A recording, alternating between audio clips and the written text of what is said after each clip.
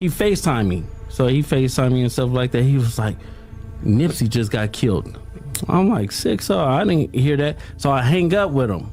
I called Nipsey and I'm like, Nipsey, what's up? He was like, oh, what's up with it? Nipsey answered. Nipsey answered. He answered the phone. And I was like, I love you, cuz, or whatever like that. Did you tell him the call you just got? Or you didn't even mention it? I didn't mention it. And that's what fucked me up, because my cousin is Nipsey baby mama. You get what I'm saying? So it was like, I could have probably stopped it, or it had it. Stop what? You mean that? No, because listen. So after I talked to Nipsey, and I was like, "Yeah, I love you, cuz," or whatever like that. I'll see you later, or whatever. So I hung up the phone. I thought Big U gave wrong information. 30 minutes later, the homies blowing me up like they just killed Nipsey.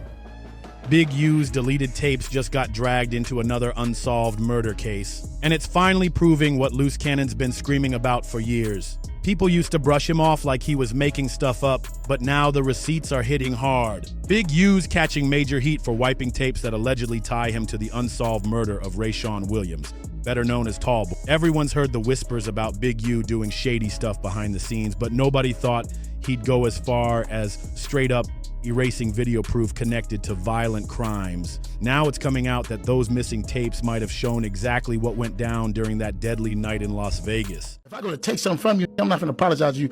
I would, if I drop down to that level and go do something, I'm doing it. So take that from that. And I ain't never stole nothing from nobody, period. I don't know how to do it. I took it all, I'm saying. Turns out, Big U's DNA was found under Ray Shawn's fingernails, straight up pointing to a fight before it all went down. And it gets even messier. After the murder, Big U had his people snatch and destroy the studio's surveillance equipment. The same cameras that probably captured the real story between him and Ray Shawn that night. Big U even told folks at the studio to keep their mouths shut and not breathe a word to the police. If that ain't shady enough, he didn't even bother showing up to the funeral, just ghosted Ray Shawn's family like they were nothing. But let's be real, this ain't just some dude snapping out of nowhere. This was a whole system built on control, fear, and silence. The feds are saying Big U ran things like a straight up business, robbing people, covering up his tracks, scaring witnesses into staying quiet, and keeping his image squeaky clean for the public. Meanwhile, Big U ain't just facing heat for the murder. He's looking at federal charges tied to the whole dirty operation. This dude used to walk around acting like some kind of community hero, but just a few weeks back he turned himself over to the feds like it was nothing. Big U wasn't just playing around, he was running a whole criminal empire right under everybody's noses. And the Ray Shawn situation shows it crystal clear. We in LA, when I go to Chicago, I respect Chicago wholeheartedly. I check in. When I go to Atlanta, I check in. When I go places, I check in. And I don't think nobody is safe. I know dudes right now from LA who are actual gang members, who have been robbed for their jewelry, who real killers. Like who really real killers. Like if he ever find out who did that, he gonna knock everybody down. You understand what I'm saying? You just caught slipping. You know, that's how it is. You know what I mean? And you try your best not to be slipping. And if you have the means not to, why do it? Think about it. Ray Shawn wasn't just some random artist signed to Big U's label. They had real history. Ray Shawn used to play football with Big U's son back in the day. They were tight. Ray was a wide receiver at Crenshaw High School in LA, playing alongside Dion, Big U's son, who later made it to the NFL with the LA Chargers. They were like family until it all went left. In January 2021, Ray Shawn was found dumped in the Vegas desert, shot up and tossed in a ditch like trash. Word is, Big U was one of the last people seen with him. And then boom, Ray Shawn's gone. Some say Ray Shawn dropped a diss track targeting Big U.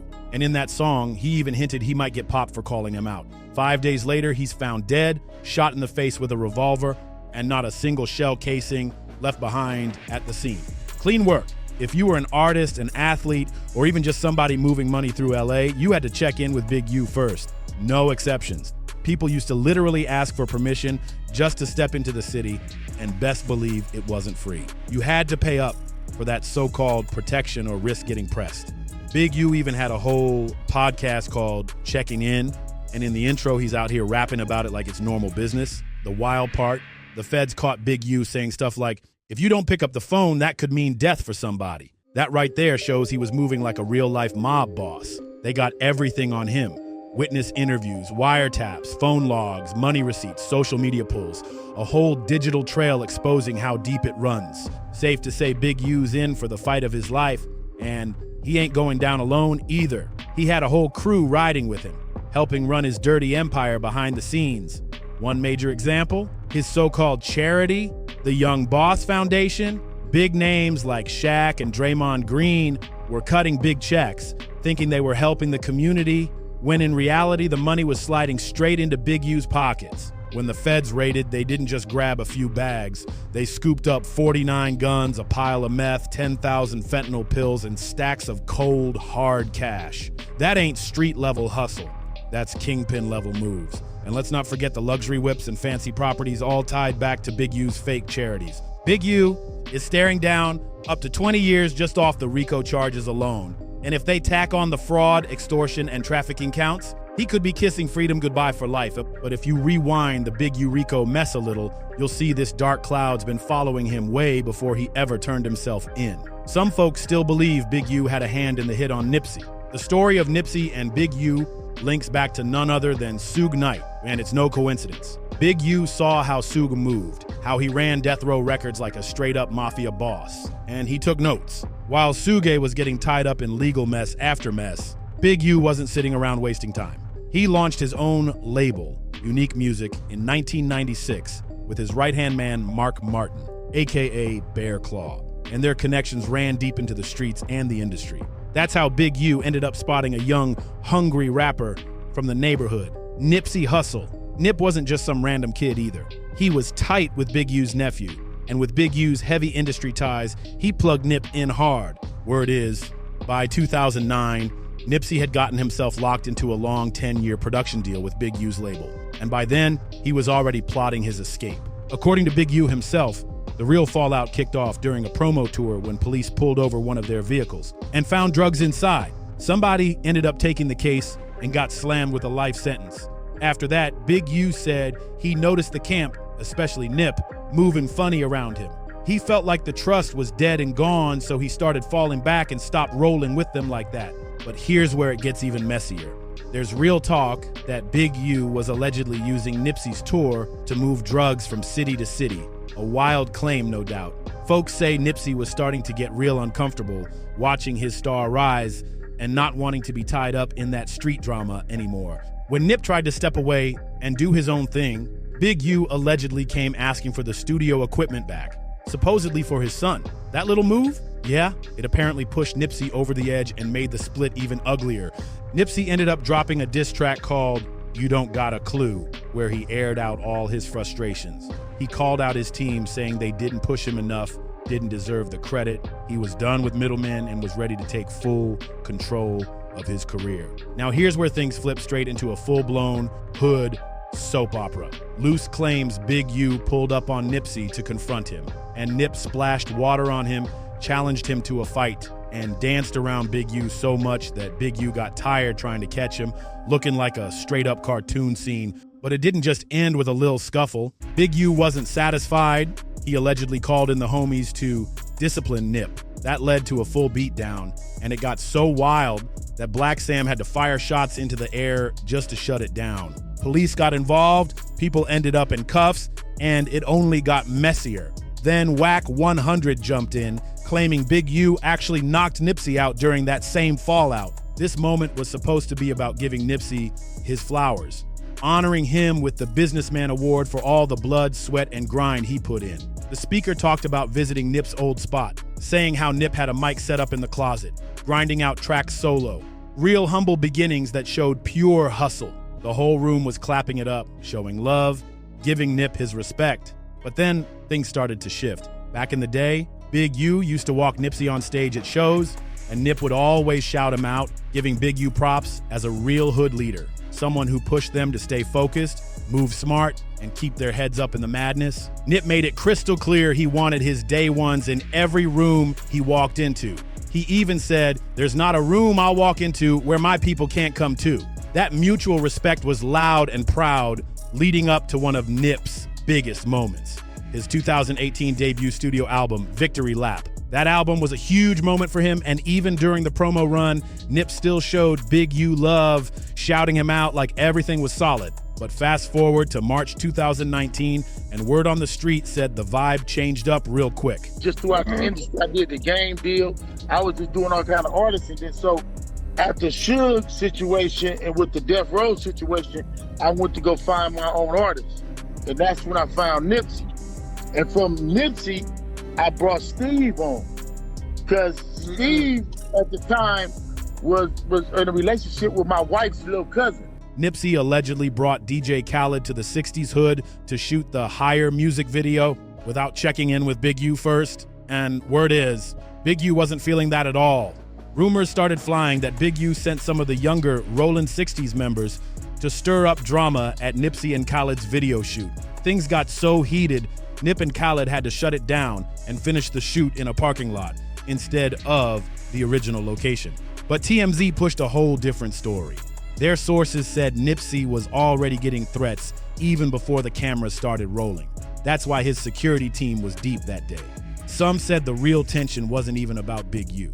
It was between the Rollin' 60s and the Inglewood Bloods, and the ones causing problems weren't moving on Big U's orders at all. They were just trying to rob Khaled. Later on, Black Sam confirmed that somebody definitely pressed them at the shoot. He didn't name names, but he said their team stood strong and made it clear nobody was gonna touch Khaled on their watch. Then, just a few days later, tragedy hit. Nipsey was shot and killed right outside the Marathon clothing store, in the heart of the 60s territory. The shooter, Eric Holder, another Rollin' 60s member, allegedly snapped after Nip called him a snitch. But here's where it gets even crazier. Eric Holder had ties to other names tangled up in this mess, including Brick Baby, who, by the way, is also caught up in that fresh new RICO indictment that dropped after Nip's murder. Theories started flying wild after Nipsey's death, and a lot of folks started side-eyeing Big U hard, mainly because he couldn't seem to keep his story straight. First, Big U said he was posted up on 6th Avenue, with the whole block shut down, waiting on UK phones when he heard Nip had been shot. So they raced over to the scene. But then later, Big U jumped on IG Live and claimed he wasn't even in town that day. People caught that slip real quick, and it only fueled the suspicion. And here's another thing that had people raising their eyebrows. Nipsey had signed a 10-year production contract with Big U's label back in 2009, and that contract was set to expire in 2019, the same year Nip got killed. Word on the street was that Nipsey had no plans to re-sign either. Motive? Some people definitely think so. Now get this, Big U didn't even show up to Nip's funeral. And when someone commented justice for Nip on one of his IG lives, Big U just laughed it off and brushed it aside like it was nothing. But the very next day, after Nip's death, Big U switched up and posted a tribute online, talking about how heartbroken he was and claiming he last spoke to Nip 3 days before at that DJ Khaled video shoot. People thought it was real strange because nobody had ever publicly said that Nip and Big U even interacted at that DJ Khaled shoot. So when Big U posted that tribute, folks were really side-eyeing it heavy. Was he trying to cover something up? Was he trolling? Or was he actually telling the truth? And the link was way deeper than anybody knew. Either way, the streets were buzzing, the internet was on fire, and the whispers about Big U possibly being involved in Nipsey's death still haven't stopped to this day. But now, we're about to find out for real. Big U's trial is officially locked in for May 20th, 2025. And he ain't out on bail either. The judge completely shut that down, calling him a flight risk and a serious threat to the community. They're not playing around with this one. The charges are violent, the stakes are high, and on top of that, there's evidence Big U was trying to cover his tracks hard. If he gets found guilty on all counts, he could be staring at life in prison. No parole, no shortcuts. Some of those charges alone carry 30 years each, and that's just stacking one on top of another. They've got it all. Witness testimonies, paper trails, text messages, everything is laid out in a massive 43-count indictment. And let's be real, the feds don't even move unless they're locked, loaded, and 10 steps ahead. Word is they've already got people cooperating too. So this ain't just street talk anymore. Even the judge said the evidence is way too stacked to just brush off. Now, that doesn't mean it's a done deal. A few curveballs could still hit the court. If any key witnesses get shaky or fall apart, that could flip the whole vibe real quick. So yeah, Big U's in deep. This trial could be the final chapter for him, depending on how it plays out. Make sure you like, share, and subscribe, and let's see what's on our radar next.